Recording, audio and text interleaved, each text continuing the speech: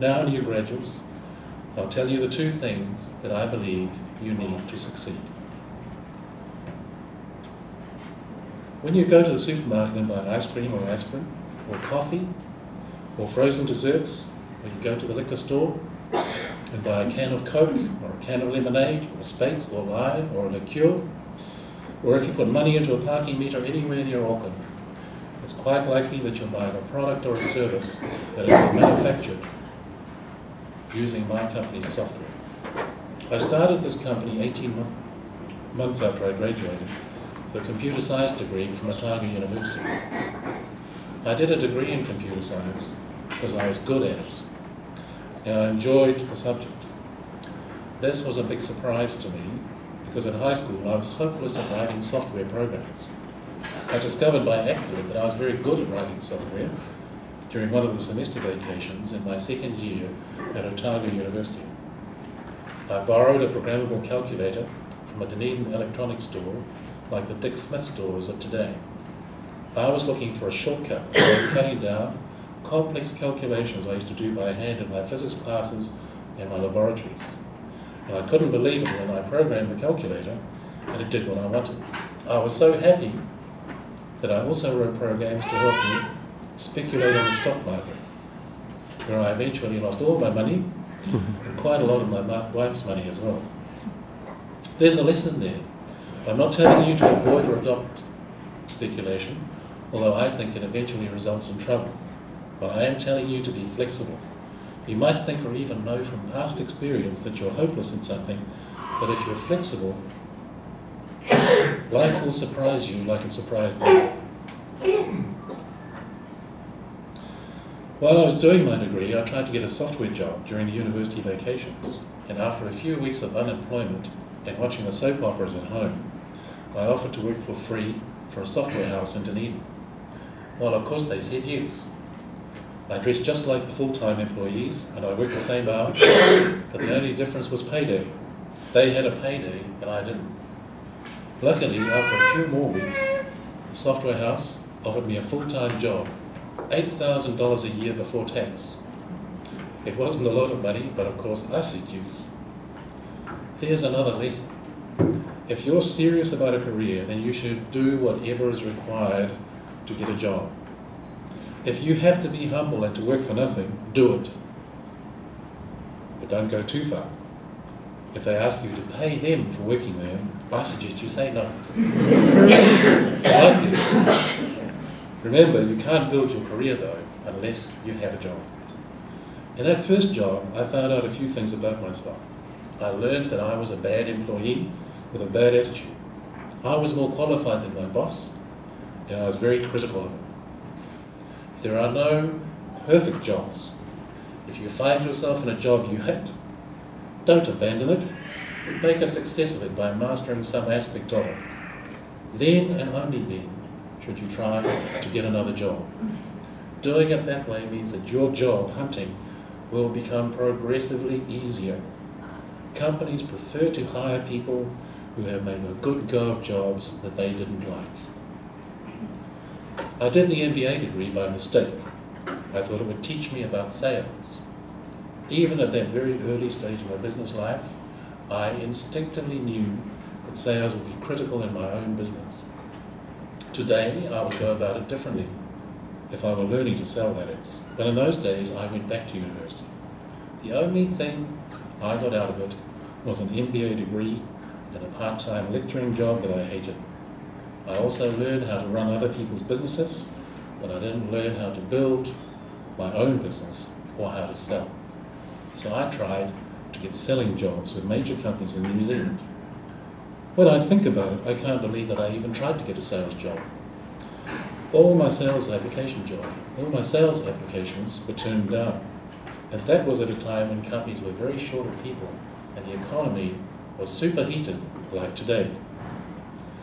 What company in their right minds was going to hire a brand new MBA graduate with no experience to sell their products? The answer was none. During that time, I worked in my business and all I got was little jobs. When I added up my sales for the first 2 years of operation, I was making the grand sum of $6,000 a year. Even if I multiplied that by 1,000, it was nowhere near what I wanted my company to make. So I eventually gave up trying to get a sales job and tried to get one by stealth.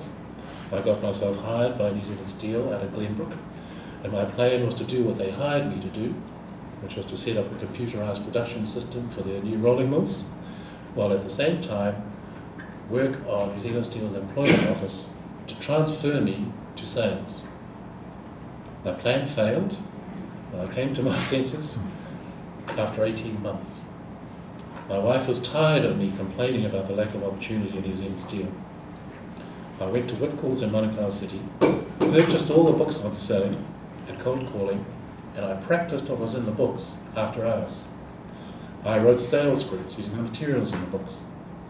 Then I resigned my New Zealand Steel job. Then I got cold feet and went back to my boss and asked him to give me back my job. Then I resigned again. Then I got stuck into cold calling and making appointments to see prospective clients. I stammered and stuttered on the phone, but I kept going. What are the lessons here? If you're starting your own business and relying 100% on it for your income and family support, I think you should expect to be a little wobbly and a little nervous. Also, don't kid yourself. I wasted almost 4 years doing the wrong degree and working in an inappropriate job at New Zealand Steel trying to learn how to sell. I could have started much earlier if I just got stuck into it. That was in 1987. Since then, I've never worked for anyone else. Sales and profits were good for a while until I started hiring people in 1988. From then on, for 5 years, we struggled with wild swings in profitability. Many nights I would wake up and find that my wife was sitting up in bed, worrying about whether we would be able to pay the mortgage. We made a huge multi-million-dollar sale to Tea with Chicken, and it changed our company. We had a large payroll because I loved hiring people. The cost of the payroll was terrifying. Some months, we wondered if we would be able to pay all of our people. But in 1994, we expanded into Australia, and our company made good earnings from all the people that I'd hired.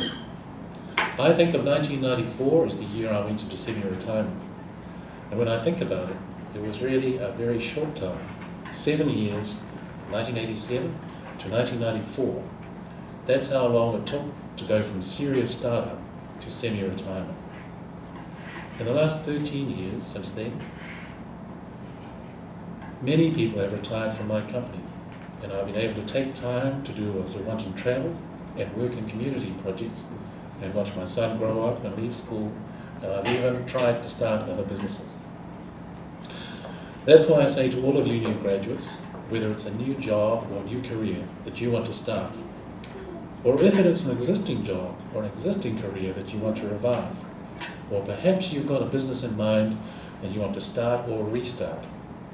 If you really want to succeed, the first thing you must do is get started.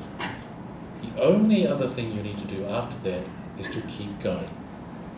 If you do those two things, get started and keep going in your pursuit of a worthwhile career or a business, your success is inevitable, and your life will positively affect your family and your society.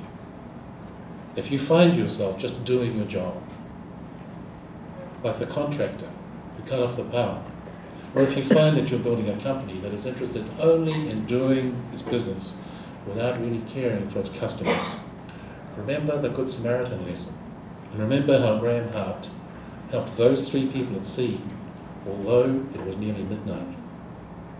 Remember how I came here tonight to encourage you to get started today and keep going until you're finished.